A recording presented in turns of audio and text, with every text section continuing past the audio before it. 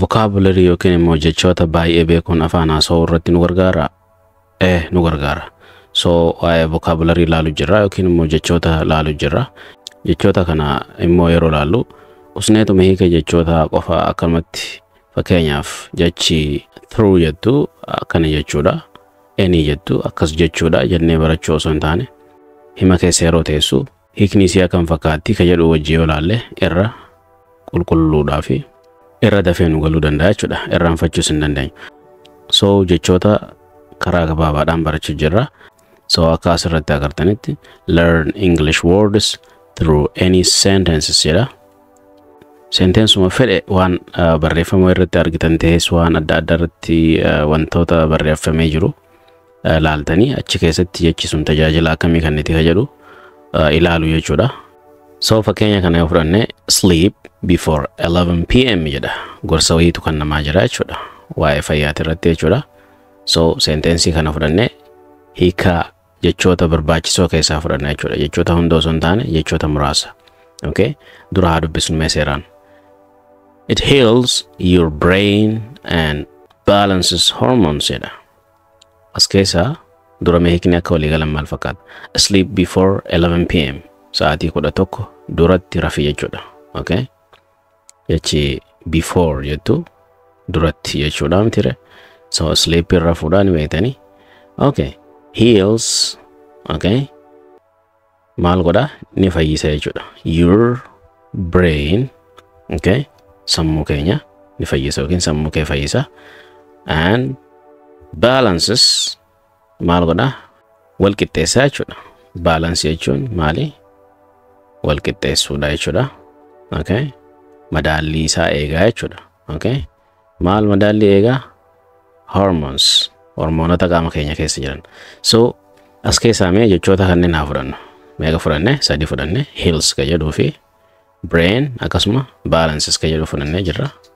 So pronunciation isaanii kasirriitii fi hiikaa isaanii gabatee kana keessatti akkanatti ilaallume. So jechu kuni akkam jennee dubbifna? Heal jennee dubbifna. Heal akkamitti dubbifnu akkasitti argitan kanatti dubbisna. Heal jennee dubbifna. Hiikaan isaa fayyisuudha. Itti aanu isa kana akkam jennee dubbifna? Brain. Brain. Akkana dubbifna jechuudha. Yaantu maaliif as teessi? Brain akka xiqqoo keessatti haa qabdu jechuudha. Brain osoo hin taane brain. So akkasitti dubbisuuf yaalaadha. Inni itti aanu baalaansii jenna. Na'u xiqqoon sirreessina. Baalaansii osoo hin taane balance jenna jechuudha. Madaallii jechuudha. So balance. Akkam jenna? Baa ni dheeressina. Sammoota kaafii ni gabaabsina. So baalaansii jechuudha yookiin balance jechuudha. Maal jenna? Balaansii ifaa jechuudha. Maal jechuu qabna? Balance jenna jechuudha. Balaansii jennee laallee dheeressuurra. So akkam jenna? Balance jenna jechuudha. Baa dheeressine laa gabaabsina jechuudha. Balance. Okay? Akkas fakkaata. Mee katti aanutti haa deebinu. Okay, katti aanutti yeroo dhufnu akkana jedha. Himni yookiin sentensiin as jiru maal jedha? Walk 30 minutes daily jedha. Walk 30 minutes daily jedha. Akkamitti dafnee dubbifna? Walk 30 minutes daily. Walk 30 minutes daily. Daqiiqaa 30 guyyaarraa deemii jedha. Kun immoo faayidaan isaa maali? It strengthens heart, brain, and bones jedha. So faayidaan daqiiqaa 30 namni guyyatti deemudha. It strengthens yeroo jennu ni jabeessa. Maal jabeessa? Okay. Heart, onnee, brain, sammuu, and akkasumas maal jabeessa? Bones. Bones jechuun lafeelee jechuudha. So as keessas jechoota arfan kanaa fudhannu. Isa kamiif kam? Isa strengthen jettuu fi daily. Okay. Isa kana jechuudha. Akkasuma hearty osoo hin taane heart jennee dubbifna. Isa kanallee fudhannu. So kan biraa bones jenneeni isa kanas fudhannee jirra. So gabatee keessa keenye akkaataatti dubbifamu fi keessaa ilaalume. So ka duraa kana mee qaqqabnee waliin haa dubbifnu. Strengthen jenna. Ni danda'ama garuu akkamitti pronunciation asiriitiin dubbisna jenne strengthen th kana gara zaan deebisinaati gara sagalee qilleensa hin qabne san akkasitti jedhame strengthen. Okay, strengthen akkas ta'uu qaba jechuudha. So strengthen sababa thaan hin jirreef akkasumatti hin kaa'e garuu sagalee irraa sirreeffadhaa isin jabeessuu jechuudha eekaan isaati. Okay, kun immoo heerti jenna akka nuti duraan itti dubbisnu jechuudha. Biyyatti akkana dubbisama yookiin namoonni baay'een heerti jedhaniin onneedhan jechuudha. Heerti osoo hin taane heart jenna jechuudha. Okay, akkami jenna heart akkama dubbistanii jechuudha akkuma agartan kanatti dubbistanii. Okay, kan itti aanu daily jedha. Maal jedha? Daily jennee dubbifnaa jechuudha. Guyyaa guyyatti jechuudha. Inni biraa bones jennee dubbifnaa jechuudha kanatti.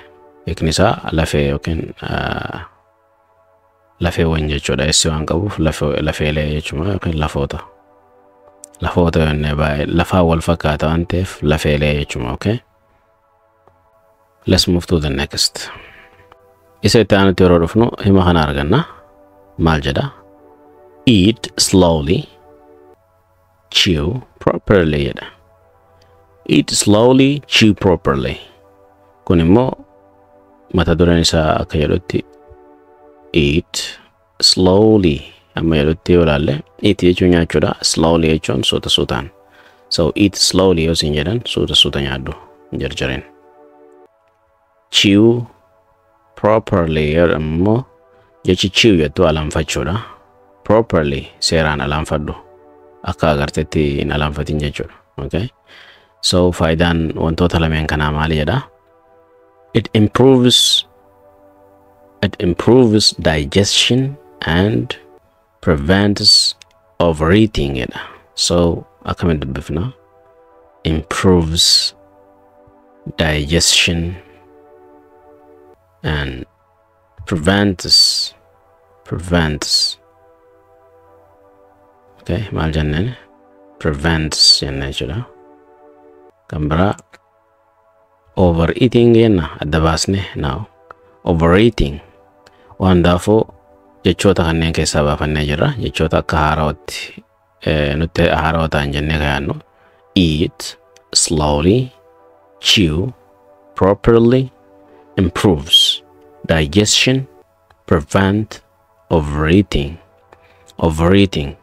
Okay, so seeraan haa kaa'annu akkanatti. Okay, slowly yeroo jennu akkana dubbifna. Slowly salphaadha kun dubbisni isaati. So suutaan jechuudha. Chew akkana dubbifna. Chew alanfachuu jechuudha. Properly akkasitti dubbifna. Sirnaan jechuudha. Akkaataan dubbisaa kunoo isa kana. Properly. Okay, katti aanu isa kana akkamitti dubbifna isa kana? Akkana dubbifna akkuma agartan. Improve hiikni isaa maali? Fooyyessuu jenne. Inni biraa isa kana akkamitti dubbifna? Eat jennee dubbifna jechuudha. Eat. Okay, nyaachuu jechuudha. Isa kana akkamitti dubbifna? Akkana dubbifna isaas jiru kanas. Prevent jennaan. Prevent jechuudha. Prevent jenneeti dubbifna jechuudha.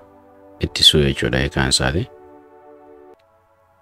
Inni biraa overeating jedha. Maal jennee dubbifna inni? Asirra ilaalachuu dandeessu. Overeating jettee dirreen baastu akkasitti. Maal goota? INGnis ni baddi. So overeating akkas ta'a jechuudha. Overeating